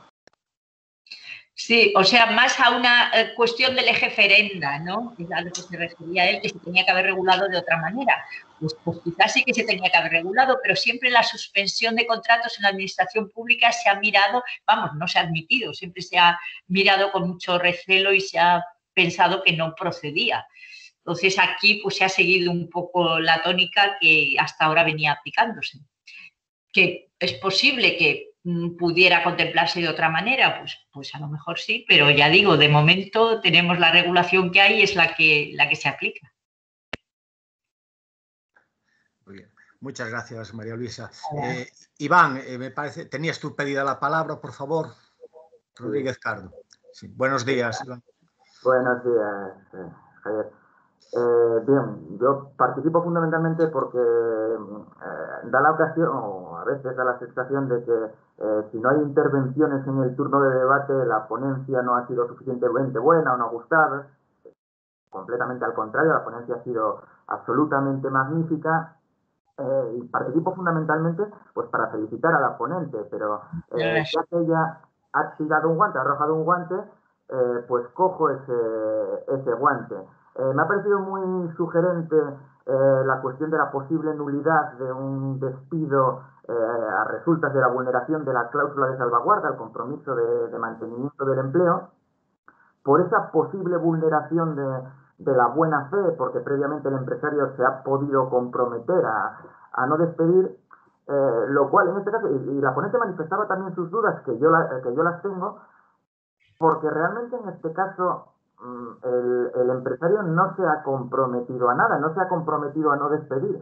Básicamente es que la ley se lo impide, por lo menos digamos que hay una imposibilidad de alegar como causa económica, organizativa, técnica o de producción una causa COVID o algo relacionado con el COVID, ¿no? Entonces, al final, el empresario se acoge a un ERTE porque en ocasiones tampoco tenía mucha más posibilidad porque le han obligado a cerrar su negocio. Pensemos en los bares de ocio. Si no puede seguir con la actividad, pues ¿qué va a hacer? Y no puede despedir, pues tendrá que suspender contratos, ¿no? Entonces, el problema, no tengo yo claro que el problema de la eventual nulidad de estos despidos se deba a la vulneración de la cláusula de salvaguarda, donde hay un problema de cuánto se debe devolver. Si es todo lo recibido en bonificaciones o exenciones o es solo lo relativo al trabajador. Pero muy probablemente el problema de la nulidad venga por la prohibición de despedir, porque sigue vigente y probablemente vaya a seguir vigente hasta el 30 de septiembre, parece. Entonces, eso es lo que probablemente lleva a la nulidad o no, que eso es algo que el Tribunal Supremo se tendrá que pronunciar y probablemente se tenga que pronunciar porque en principio parece que ahora mismo no es posible un despido colectivo, por lo menos por causa COVID, porque eso está prohibido. El problema es si es posible un despido colectivo por una causa no COVID, que parece que sí, como hemos visto con los bancos.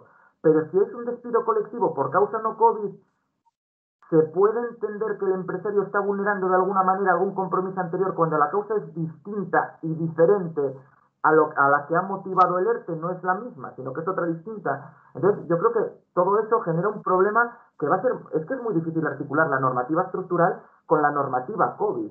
Y yo la verdad es que no envidio al Tribunal Supremo cuando se tenga que pronunciar sobre esto dentro de muy poco tiempo. Quiero felicitar nuevamente por la ponencia, que ha sido realmente muy, muy sugerente. Pues muchísimas gracias. Y el tema ese sí que lo han abordado algunos TCJs y algunos juzgados, si era nulo o no era nulo estos despidos que se producían después de un ERTE COVID. Y realmente pues hay sentencias para todos los gustos y de todos los colores. Entonces, todas, por supuesto, tienen justificación, tienen su razonamiento. Hay unas que dicen que estos despidos son nulos porque vulneran una norma de carácter imperativo y la vulneración de una norma de carácter imperativo necesariamente conlleva que haya que declarar la nulidad del despido. Hay otras que dicen que no, que estos despidos en realidad son despidos improcedentes porque no hay causa justa, porque la norma dice que no puede haber esta causa para despedir y por lo tanto estos despidos son improcedentes y además la nulidad está tasada, las causas de nulidad en la ley han sido acotadas, han sido cuidadosamente enumeradas y parece que no podemos añadir una que nos ha añadido y añaden un tercer argumento. Si se hubiera querido eso, lo mismo que cuando se habla de las consecuencias que se siguen de no respetarse el compromiso de salvaguarda de empleo, que se dice hay que devolver las prestaciones, pues además de hay que devolver las prestaciones, podía haber dicho perfecto, y además el despido será nulo. Y no lo ha dicho. Entonces, estas son las razones que dan. Hay otros que lo que hacen es declarar la improcedencia del despido y aumentar la indemnización. Y decir, como aquí, digamos, hay una especial vulneración de una norma, es especialmente grave, pues podemos incrementar la indemnización por el despido y entonces esta es la solución que damos. A nosotros, ya digo, todavía no nos ha llegado. Cuando se nos ha planteado son aquellos supuestos que he contemplado en el que era la empresa la que se había comprometido, que si se apreciaba que había causas nuevas y distintas, era posible el despido, pero aquí tenemos un límite expreso. Entonces, bueno, pues cuando llegue tendremos que, ya vamos reflexionando, ya vamos reflexionando, pero bueno, hasta que no se plantee el caso concreto, las circunstancias concretas que concurran, porque, bueno, la ley da una serie de supuestos, los reales decretos leyes, perdón, una serie de supuestos y dice, no, aquí no se incumple el compromiso. Como también permite eso cuando dice se tendrá en cuenta las especiales circunstancias de la empresa, su temporalidad, pues no sé si quizá esto sea una válvula que permita en ciertos supuestos atenuar esa dureza, ¿no?, del precepto. Bueno, yo creo que habrá que examinarlo con mucho cuidado cuando se plantee. Muy bien. Perdona, María Luisa, tenemos en el chat una pregunta que formula Ana Murcia. es con relación a una de las sentencias que comentaste al principio de tu exposición, la sentencia que declara nulo los despidos por el cumplimiento del compromiso contraído por la empresa de mantener el empleo. Dice si esa sentencia es previa al COVID y si puede aplicarse a los asuntos que lleguen con posterioridad. Eso era una sentencia previo al COVID, la que tú comentabas. Y claro, lo que ya no sé es si tú puedes formular tu criterio como magistrada de la aplicabilidad de el fallo de esta sentencia, del criterio de esta sentencia a lo que pueda llegar a partir de ahora.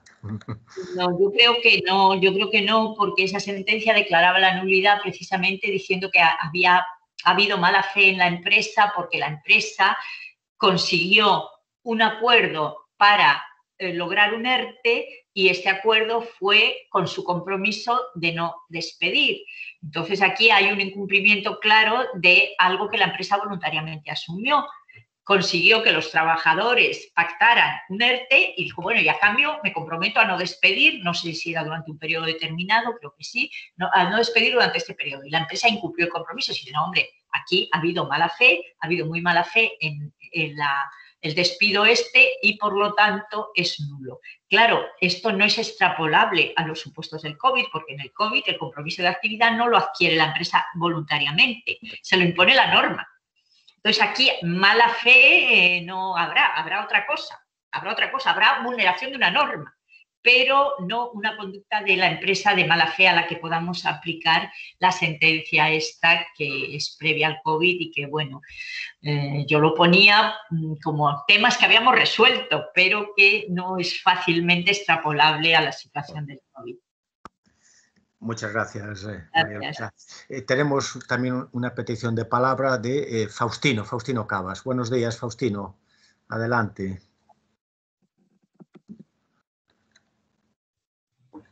Sí, Faustino. Sí, ¿ahora? ¿Me oís ahora? Sí, te escuchamos. Muchísimas gracias.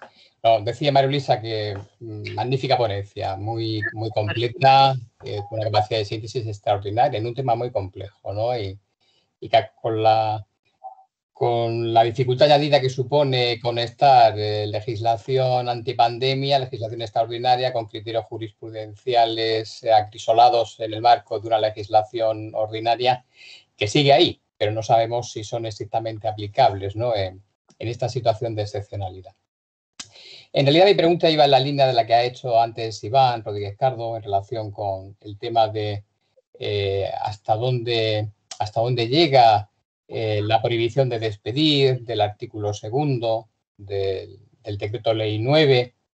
Pero claro, es una prohibición de despedir por causas que habrían determinado el acudir a un ERTE, es decir, por causas relacionadas con la pandemia, pero hay doctrina judicial que está haciendo una interpretación extensiva y parece que todo despido por crisis que sobreviene en tiempos de pandemia es un despido provocado por la pandemia, aunque las causas sean previas, ¿no? Entonces, yo sé que ahí va a haber un problema a la hora de finalmente dirimir pues qué debe prevalecer, si la causa inmediata o la causa mediata, porque si ya había causa suficientemente grave para despedir, pues obligarle a la empresa que lo hubiera hecho antes y afearle ahora que lo ha hecho con ocasión del COVID, cuando ese despido podría ser procedente antes, no sé si tiene mucho sentido obligarla a que vaya arrastrando esa pena y esa agonía varios meses para finalmente acabar en un concurso o en una situación que le obliga a cerrar, ¿no? No sé, sé que es un tema discutible porque habría que establecer una frontera, ¿no?, entre el despido por causa COVID y el despido por otras causas que puedan haberse visto agravadas o una dificultad añadida por el COVID, pero que no sea el COVID el detonante exclusivo de ese despido, ¿no? Y en relación con la cláusula de salvaguarda de empleo, yo lo que quería plantearte era si como un elemento añadido a la reflexión que acabas de hacer sobre que no parece que aquí haya infracción del deber de buena fe, porque no hay un pacto que se ha incumplido, hay un mandato legal, ¿no? Por tanto, no se puede achacar a la empresa infracción del deber de buena fe. También habría que considerar un criterio interpretativo, un criterio hermenéutico, y es que aquello que no está previsto en la ley seguramente es porque no se quiere que se siga como consecuencia. Me explico. Parece que el decreto ley en la disposición adicional sexta es claro cuando dice que las consecuencias de la infracción del compromiso será la devolución de las cotizaciones y se mueve en el plano exclusivo de la recaudación de las cuotas. Si hubiera querido que eso tuviera efecto en el plano de la calificación del despido, lo habría dicho. Entiendo, porque es un tema muy importante. Al no decirlo, podría colegirse que la calificación del despido será procedente, improcedente o nula, dependiendo de cómo se haya hecho el despido, de si hay vulneración de derechos fundamentales, de si se ha observado el procedimiento, etcétera. Pero no parece, o por lo menos a mí no me lo parece, que el hecho de la infracción del compromiso de empleo de la disposición adicional sexta tenga que permear o incidir en la calificación, como algunos tribunales sí han apreciado, en la calificación del despido. Creo que son cosas distintas, ¿no? No sé si finalmente acogeréis otro criterio, pero sí quería dejar planteada esa cuestión. Y por último, simplemente preguntar tu opinión sobre si tú no crees que, teniendo en cuenta que los ERTEs y sus incentivos se van renovando cada cierto tiempo y hay pactos sociales que los avalan, ¿no sería bueno que de vez en cuando un decreto ley aclarara estas cuestiones? Quiero decir, un decreto ley interpretativo o integrativo, porque estamos aquí discutiendo de si el compromiso de empleo exige devolver todas las cuotas o solo las del trabajador que ha sido despedido. Pero es que ahora resulta que la Dirección General de Trabajo ha emitido un criterio hace poco que dice que solo son las cuotas del ERTE del centro de trabajo al que pertenece el trabajador despedido, con lo cual ya no son todas las de la empresa, sino solo las del centro de trabajo donde se ha producido el incumplimiento. Claro, esto genera una inseguridad tremenda que está dando lugar a doctrina judicial discrepante y hasta que la sala cuarta resuelva, o la sala tercera, que es la que verá el tema de las cotizaciones. Sí. Podría caer muchos cadáveres por el camino, ¿no? Y yo creo que la seguridad jurídica es un valor, como se ha dicho también en este congreso, es un valor que se debe preservar. No sé, nada más. Sí, no, respecto a lo del despido sí que tienes razón que es uno de los argumentos que se ha manejado por las sentencias que han entendido que por el hecho de incumplir el compromiso de empleo no era nulo el despido, y uno de los argumentos que han manejado es eso: si la norma hubiera querido que tuviera incidencia en la calificación del despido el incumplimiento del compromiso, a la vez que decía que había que devolver las cuotas, pues diría también que el despido, tendría que haber dicho también que el despido será nulo, será improcedente o lo que sea.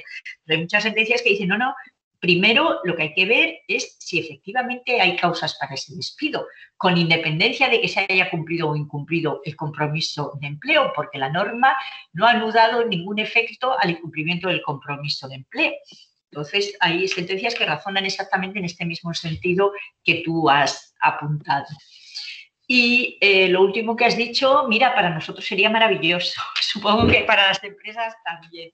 A las empresas las produce inseguridad jurídica, que como ya dije yo antes, que es un valor que creo que hay que preservar, hay que mimar y hay que cuidar, porque es esencial. Además, yo creo que es esencial la confianza en lo que se va a resolver cuando yo tomo una decisión, ¿no? La confianza legítima, la confianza razonable en lo que puedo esperar de los tribunales que me contesten cuando yo he hecho algo que va a ser contestado, que va a ser impugnado. Pero si tenemos una panoplia de dudas, porque las tenemos todos, quiero decir, tanto la academia como los tribunales, como todos los operadores jurídicos, que realmente no saben las consecuencias que pueden seguirse de una determinada actuación, pues es complicado. Y sería, desde luego, estupendo, y aplaudo totalmente tu sugerencia, el que hubiera una norma que, a la vista de las disfunciones, los problemas, las dudas, las cuestiones que están suscitando toda esta normativa tan atropellada que hay a veces, que ha habido, ¿no? Que se han atropellado unos decretos a otros, pues nos dijera lo que está vigente, lo que no está vigente, cuál es el alcance de esta norma, cuál es el alcance de esta otra. Yo creo que eso sería magnífico, pero no sé si va a llegar. Muy bien. Muchas gracias, María Luisa. Gracias. Muchas gracias a María Luisa y también a ti, Faustino. Esperemos que las autoridades del Ministerio que nos siguen tomen buena nota de estas cosas que preocupan realmente a todos, principalmente a vosotros los que tenéis que aplicar la norma. Tenemos una petición de palabra más, que es de Álvaro Aicar Ferrando. Álvaro, adelante. ¿Puedes formular tu pregunta a nuestra ponente, por favor? Sí, bueno, buenos días. Veréis que no soy Álvaro, que soy Francisca Ferrando. Entonces, ¿eres Gema? No, Francisca Ferrando. Pues aquí sale, bueno, salía Álvaro Aicar Ferrando. Sí, Hola, ¿qué tal? ¿Cómo estás? Bien, buenos días. Reitero la enhorabuena tanto a la organización del Congreso por el mérito que conlleva realizarlo con todos los inconvenientes del uso de las tecnologías, y también, por supuesto, a la ponente, a María Luisa, pues por esta magnífica y sintética intervención con la dificultad que comporta. Bien, yo voy a insistir en una cuestión que ha salido ya a lo largo del debate, y es la relativa a la calificación de los despidos al hilo, pues, de esta situación, de los ERTES, etcétera. Confieso que en esta materia, pues, he experimentado una evolución importante en cuanto a mi opinión sobre la calificación del despido. Lo hemos hablado con Faustino, con Antonio y con Jaime en muchas ocasiones. Y de pasar a pensar que podía ser seguramente un supuesto de improcedencia, por aquello de que las decisiones injustificadas, extintivas, son improcedentes, al final estoy pensando que, ¿por qué no, si se considera, sobre todo en estos casos en que la decisión no está justificada, en que la empresa no despliega el mínimo esfuerzo probatorio, por qué hemos de pensar que esos supuestos de fraude de ley se tienen que remitir al régimen del despido disciplinario y no investigar si la causa real, sobre todo cuando la empresa está experimentando, ha pasado por un ERTE por fuerza mayor o por causas económicas, la causa real y el régimen que se debe aplicar subsidiariamente no es el de los despidos colectivos o el de los despidos por fuerza mayor, en cuyo caso habría que ver si ese despido que se ha instrumentado como disciplinario sin desplegar ninguna causa no debería ser nulo, porque si es por fuerza mayor la causa, en todo caso se debería haber solicitado autorización a la autoridad laboral, y si es por causas económicas, un despido colectivo, debería haberse abierto un periodo de consulta si son numerosos los despidos disciplinarios sin causa aparente. Entonces, yo lo que apunto es a eso, que quizá, evidentemente, como ha dicho María Luisa, es una cuestión que habrá que investigar caso por caso, pero señalando que en estos supuestos, sobre todo en los que no se despliega el mínimo esfuerzo probatorio, seguramente el régimen que hay que rescatar, el que hay que aplicar, no es el despido disciplinario de despido injustificado sin procedente, sino el despido por causas económicas, el despido colectivo o el despido por fuerza mayor. No sé qué opinas. No, mira, nosotros lo que sí que hemos dicho, por supuesto es anterior a toda la legislación COVID, en el supuesto de que aparentemente había despidos disciplinarios, despidos objetivos, y luego, contabilizando todos estos despidos, superaban los umbrales del despido colectivo, muchos de ellos habían terminado con acuerdo con los trabajadores. Dijimos que daba lo mismo, que visto el número de despidos y la causa, que la causa era habitualmente causa económica, tenía que haber sido un despido colectivo. Y como se había disfrazado bajo despido objetivo singular, bajo despido plural, bajo despido disciplinario, que eran nulos, porque no se había tramitado conforme se tenía que tramitar por el artículo 51. Eso sí que lo hemos dicho. Ahora, si no llega a los umbrales del 41 y es un despido aparentemente disciplinario, pero que encubre una causa económica, si ese despido se puede declarar o no nulo, pues no lo veo fácil. Con la legislación que tenemos en estos momentos, no lo veo fácil, la verdad. No, pero me da la sensación de que, como van las cosas, el número va a llegar a los umbrales de los despidos colectivos, porque parece que es lo que apunta el futuro económico. Con lo cual, si llegara, aunque no se hubieran canalizado como despidos objetivos... No hay problema, no hay problema. Si llegara no hay problema, se declara nulo y ya tenemos antecedentes, o sea que no sería traer nada nuevo, ni inventar nada nuevo, ni interpretar nada nuevo. En ese caso está clarísimo que entendemos que son nulos.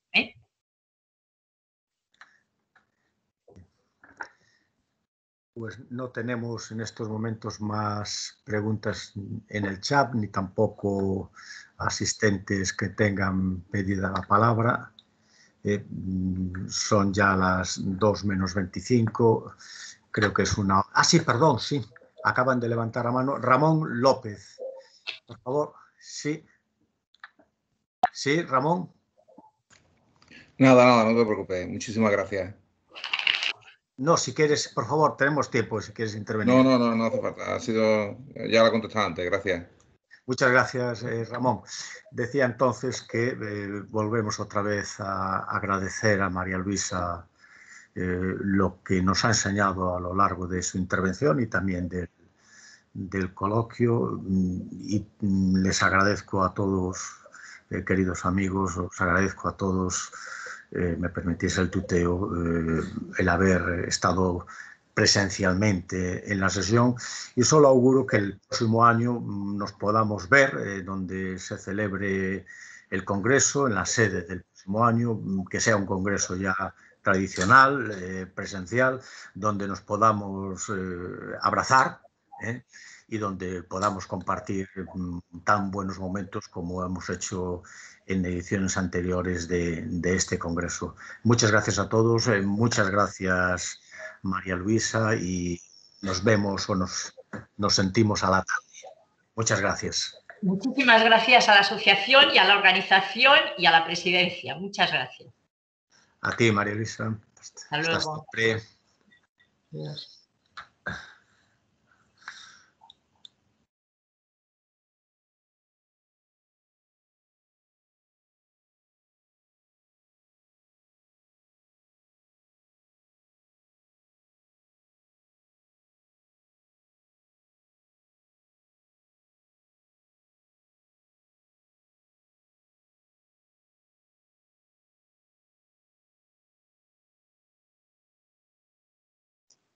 El micro, Iván.